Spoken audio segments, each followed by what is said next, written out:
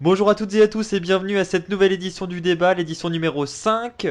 Et pour ce débat, nous allons nous poser une question très simple qui est la suivante. Est-ce que Cesaro est toujours aussi divertissant depuis qu'il est de retour à la WWE? Nous allons avoir deux compétiteurs hors pair qui vont s'affronter ce soir. Il y aura l'habitué du débat, le grand déclencheur de débat Thibaut. Salut Thibaut. Ami du jour, bonjour. Mon adversaire pour ce débat est plutôt, voilà, c'est un adversaire original.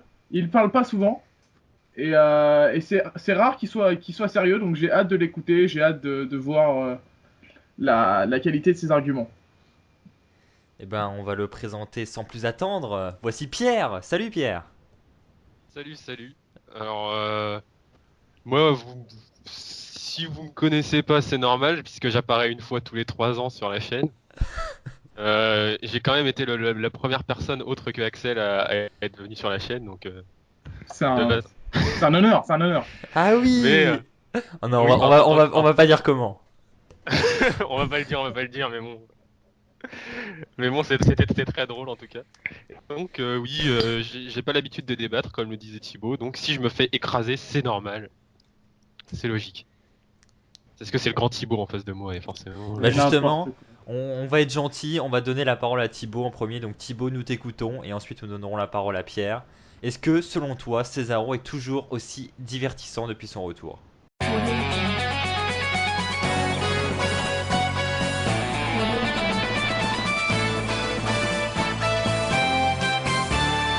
Ah, absolument, absolument. Et avant de dire pourquoi je pense qu'il est aussi divertissant, je pense qu'il est important de revenir quelques années en arrière, 2014, 2015, voire même 2012.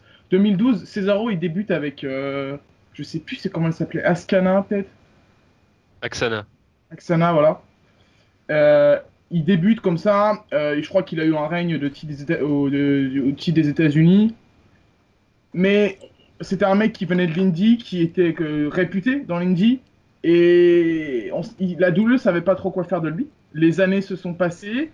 Il a eu cette association avec Jack Swagger qui au début était un peu flippante et qui au final a été une bonne chose avec Zeb Colter. C'était plutôt une bonne équipe. Et, euh, et puis voilà, et puis après il a commencé à faire un run en solo vraiment, et là il a commencé à prendre l'importance. Ils ont mis Paul Heyman à côté de lui parce qu'ils n'ont jamais vraiment cru qu'il était bon au micro, et là ça a fait un flop. Flop, flop, flop. On se retrouve à la fin de l'année 2014 avec le fameux podcast de Vince McMahon avec Stone Cold Steve Austin, dans lequel Vince dit clairement et simplement Cesaro n'a aucune connexion avec la foule. Et là, c'est chaud parce que je sais pas, c'est un podcast que tout le monde a écouté et quand tu t'en prends comme ça à une superstar, ça a dû être difficile à encaisser pour Cesaro. Et à la suite, les mois d'après, Cesaro a fait une équipe avec Tyson Kidd, qui a encore une fois marché. Et puis même, il y a eu la hype autour de Cesaro qui a commencé à venir, la Cesaro Section, etc., etc. Mais il s'est blessé. Et donc là, il était de retour. Donc c'était important de revenir là-dessus parce que il a eu des hauts et des bas dans sa carrière. Et avant 2016, la WWE n'a jamais vraiment pris au sérieux. Je veux dire, il a jamais vraiment eu un gros push. Et donc là, on se retrouve en 2016, et c'est là où moi, je trouve que c'est paradoxal, c'est que en 2016, Cesaro a vraiment eu un push. Pour moi, c'est le meilleur. Il est actuellement en train de vivre le meilleur push de sa carrière à la WWE. Alors, je le trouve aussi divertissant, d'abord, euh, grâce à son personnage. Voilà. Le gros problème de Cesaro ces dernières années, c'est qu'il n'avait pas trouvé euh, de personnage apparent. Et au final, il a réussi à trouver ce gimmick qui, moi, pour certains, c'était difficile d'accrocher au début, mais moi, dès le début, j'étais dedans, et ça le rend super cool. Cette gimmick à la Jason Statham, j'aime beaucoup. Ça le rend charismatique, ça le rend cool. Je sais pas, tu le vois, tu te dis, ah, ce mec-là, il envoie, quoi. Il dégage quelque chose. Et c'était son problème avant. Et justement aussi, ça lui a permis de développer ses qualités au micro. Et sa rivalité avec The Miz lui a fait du grand bien parce que justement, The Miz est un mec qui arrive à mettre beaucoup en avant ses adversaires, hein. Pierre le dira mieux que moi. Et donc, du Mieux coup, que moi. Cesaro, a progressé au micro et il a trouvé un personnage. Donc ça, c'est quand même deux énormes progressions. Et puis, sur le ring, je le trouve toujours aussi divertissant parce que même si son catch devient stéréotypé, ce qui est pour moi normal, parce que quand tu rentres à la WWE, qui est une ancienne superstar des indés, ton catch devient forcément limité. On peut demander à Seth Rollins, alias Tyler Black. Voilà, le mec il faisait des trucs de ouf à la ROH, à la WWE, il fait toujours des trucs très bons, mais ça n'a rien à voir avec ce qu'il faisait à la ROH. Donc, les superstars sont obligés de limiter leur in-ring. Il faut que des prises restent dans l'esprit des fans lambda. Pourquoi des John Cena, Randy Orton ont été si populaires? Parce que leur prise spéciale, on les connaît par cœur. On les connaît par cœur. Donc voilà, donc Cesaro, lui, a dû trouver ça, a dû se mettre en place un moveset intéressant, et intéressant pour les smart, mais aussi qui peut être populaire auprès des fans lambda. Et au final, bah, ça a marché, parce que, regardez bien, ces prises, même si elles peuvent devenir chiantes, ces prises comme par exemple le Cesaro Swing, ce n'est qu'un exemple, bah, à chaque fois qu'il les fait, il y a des grosses pop, il y a des grosses pop, et même si c'est répétitif, bah, ça marche. Et je pense que ça, Vince apprécie. Apprécie de voir ça, de voir la réaction continuelle des fans concernant les grosses prises de Cesaro. Et puis même sur un ring, c'est Cesaro, quoi. C'est un mec qui est capable, qui a les qualités athlétiques d'un Sheamus ou d'un Randy Orton, mais qui est capable de sortir des prises aussi techniques que Seth Rollins ou AJ Styles. Il est absolument polyvalent, complet, et toujours aussi puissant, une force incroyable. Et moi, je suis désolé, même si son catch est devenu un peu plus répétitif, je retrouve toujours ses grandes qualités. Donc voilà, pour moi, c'est clair et net. Cesaro est toujours aussi divertissant, et je dirais même qu'actuellement, il est en train de vivre un grand moment de sa carrière. Waouh. Et bah pour le premier débat de Pierre, je pense qu'il va être gâté, hein. Bon courage Pierre, c'est à toi. Merci beaucoup pour pour ça, pour cet encouragement, parce que je vais en avoir besoin. Allez. Alors, donc, donc, oui, je suis d'accord avec Thibaut sur quelques points, sur certains points. C'est-à-dire que Cesaro est quelqu'un qui a énormément de talent en tant que catcheur, en tant que performeur. Là, il y a même pas besoin de discuter, même pas besoin de débat. Là. Ça, c'est sûr, il n'y a rien à dire.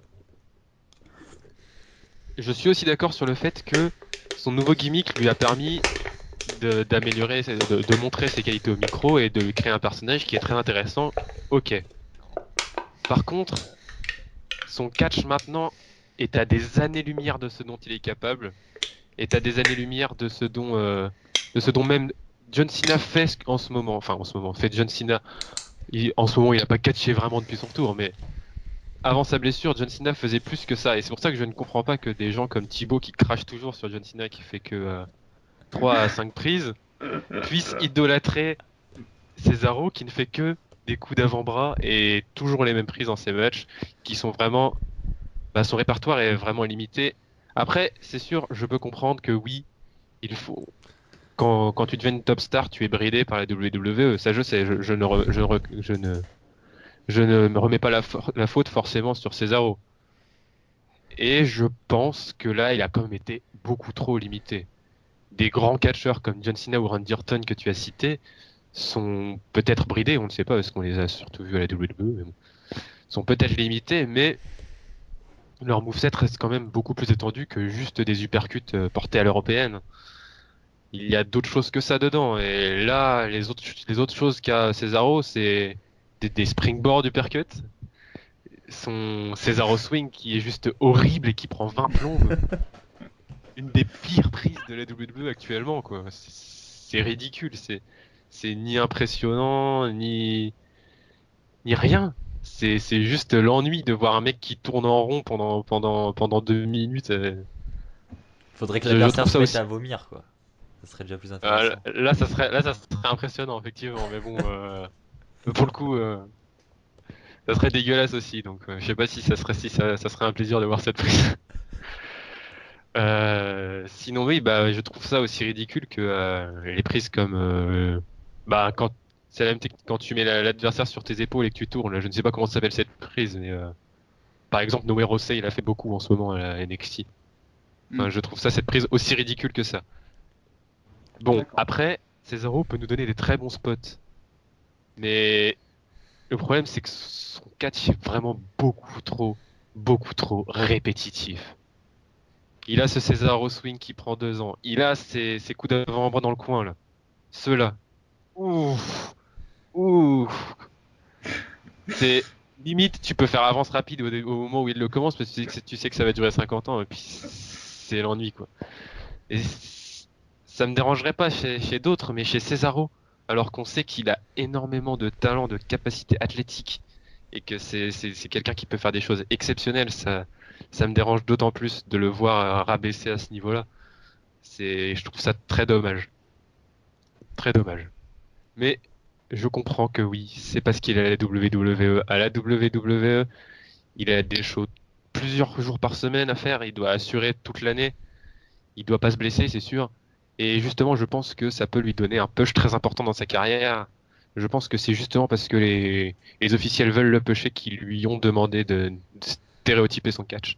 Et donc je pense que c'est très avantageux pour sa carrière, mais que ça n'est pas forcément divertissant. Comme John Cena, qui a une carrière de malade, mais qui n'est pas forcément divertissant pour moi, à mon avis. Ouais, bah. Qu'est-ce que je pourrais dire sur ce que tu viens d'avancer? Moi, je suis plutôt d'accord, bah, à part le fait que. Pour moi, c'est pas si gênant que ça, je veux dire. Et puis, franchement, t'exagères. Hein. T'exagères. Cesaro, par exemple, Fatal 4-Way. Le Fatal 4-Way de Extreme Rules, c'est lui qui est le meilleur hein, du match. C'est lui qui fait le plus de prises. C'est lui qui est le plus polyvalent. C'est lui qui carry le match pendant il est tout le temps là. Donc, tu peux pas dire que c'est juste des uppercuts et des Cesaro swing. Hein. Là, t'exagères.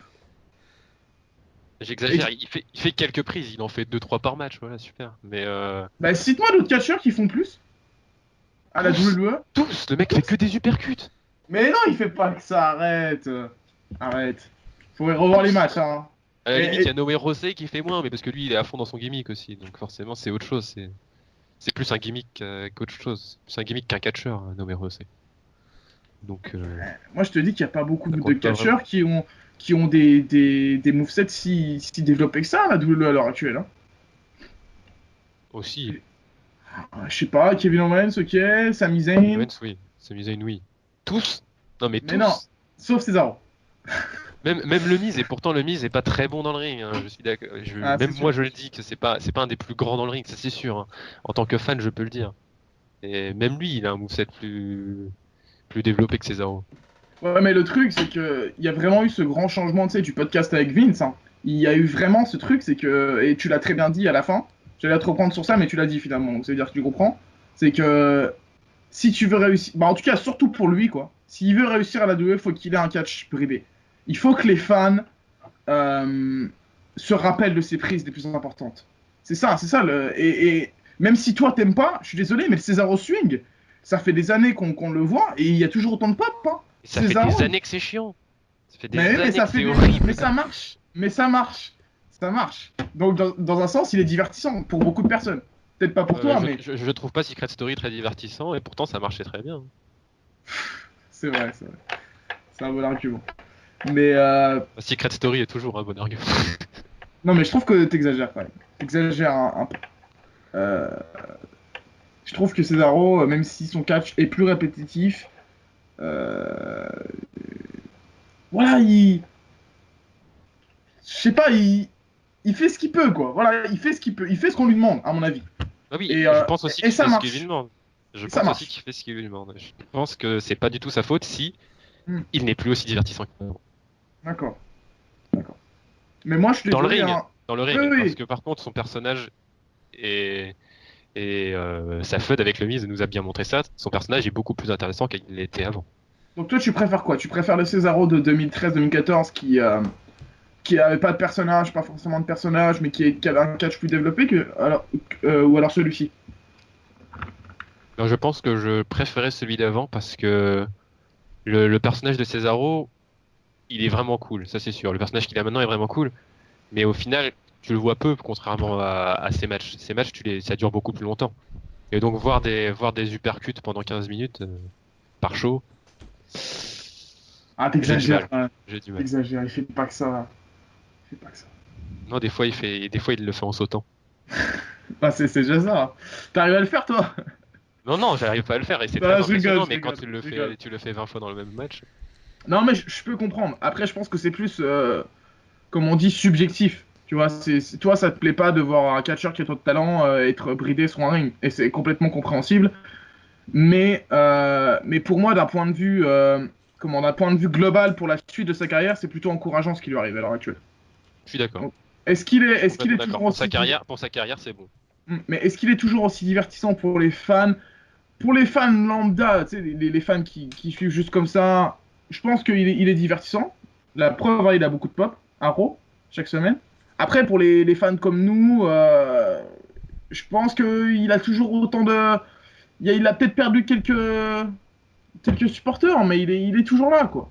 Les gens savent qui est Cesaro, quoi. Ils connaissent la réputation de Cesaro, et je pense qu'ils vont faire avec. Ils vont faire avec son catch bridé. C'est comme Ah ça. oui, totalement. Et si il arrive dans le main event, peut-être qu'il développera plus son catch, du coup.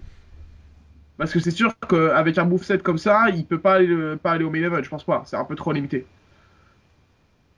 Moi, je pense qu'il a moyen d'être dans le main event, hein. Bon, bah, je pense qu'on va en parler après. Ouais, ouais, bon, on va en parler maintenant. Juste avant ça, je vais maintenant demander l'avis aux fans, à eux, qu'est-ce qu'ils en pensent. Est-ce que Cesaro est toujours aussi divertissant depuis son retour? Donc pour cela, il y a la petite bulle interactive qui s'affiche en haut à droite de votre écran. Vous votez Ah, oui mais elle est ou là. non. Ouais, vous la voyez aussi? Très Ah bien. oui, Elle est oui. là, elle est là. Et donc comme Elle est bien ça, faite, hein. à la fin de la vidéo, on verra si vous êtes plutôt d'accord avec Thibaut ou plutôt d'accord avec Pierre. Thibaut qui penche plutôt pour le oui, Pierre qui penche plutôt pour le non. Maintenant, on va continuer un petit peu le débat en se projetant un petit peu dans l'avenir de Cesaro. Alors, quel est le futur de Cesaro selon vous à la WWE? Est-ce que c'est un futur main eventer? Est-ce qu'il va rester entre le mid card et le top card? C'est chaud, hein. C'est chaud. Je pense que l'année 2016 va nous le dire. Va nous le dire. Enfin, je sais pas, c'est. Parce qu'avec le personnage qu'il a là, il y a moyen qu'il atteigne le main event. Il a une connexion avec la foule. Ça, il faut qu'il arrête, Vince. Et je pense qu'il a été convaincu, Vince.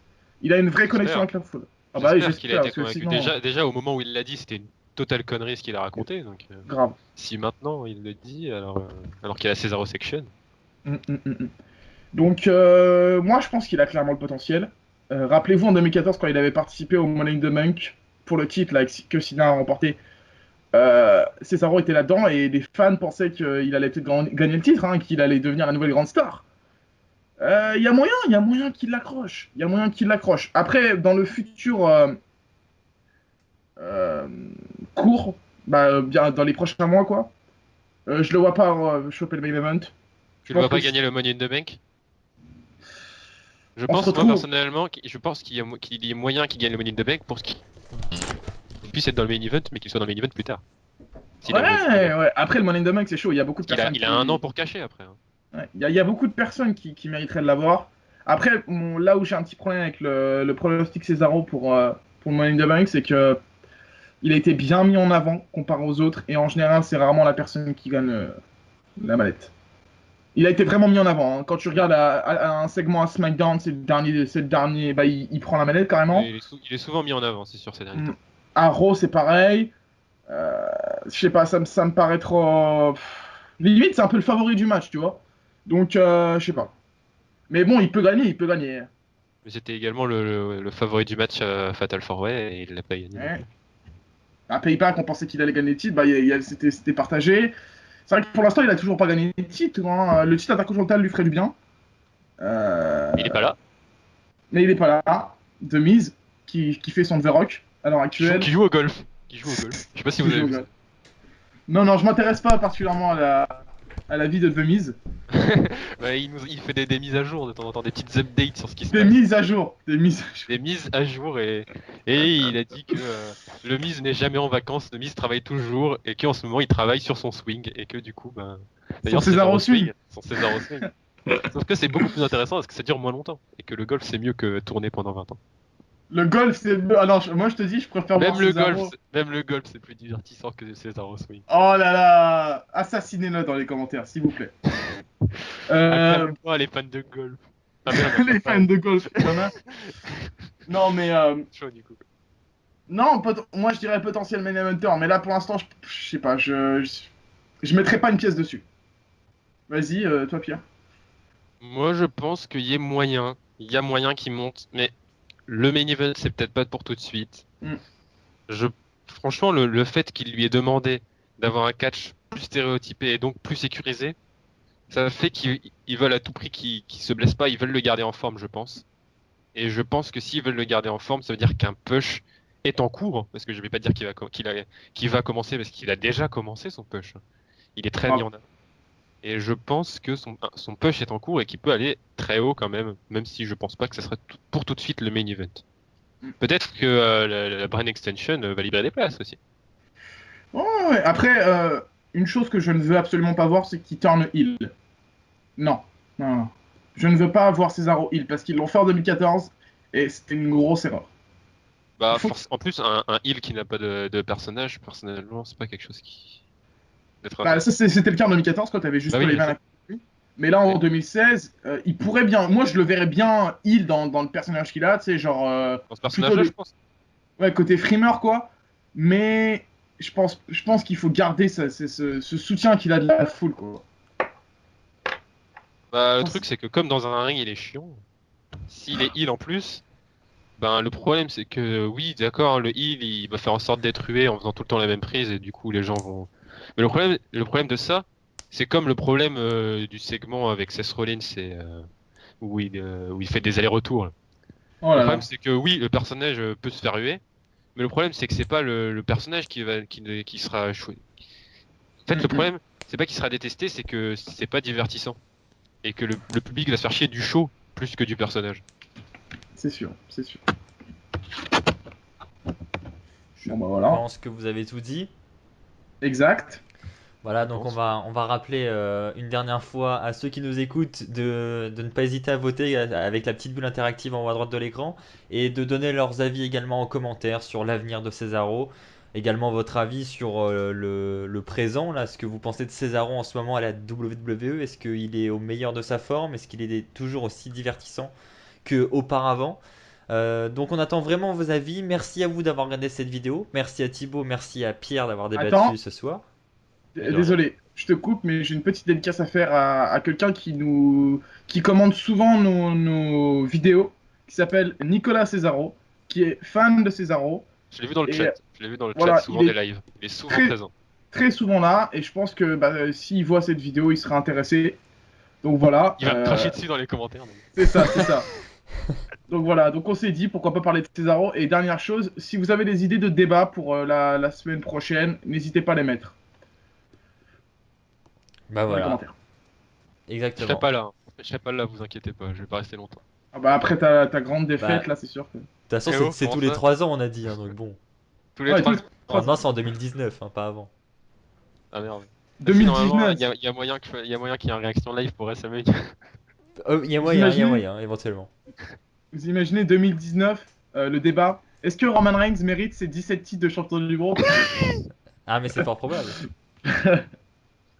Il est déjà à 2. Enfin bref. Non, à 3 même. 3, ouais. 3-3, oui. Ouais. Exact. Enfoiré. Ça pourrait être Oh, le titre d'un prochain débat d'ailleurs. Pourquoi pas? Ah oui, oui, Est-ce oui. qu'il Pourquoi mérite pas. ces 3 titres de champion du monde? Bon, n'hésitez pas à nous dire ce que vous en pensez dans les commentaires. Encore une fois, merci à vous d'avoir regardé cette vidéo. Si vous l'avez aimé, n'hésitez pas à mettre un pouce bleu. N'hésitez pas à la partager sur les réseaux sociaux.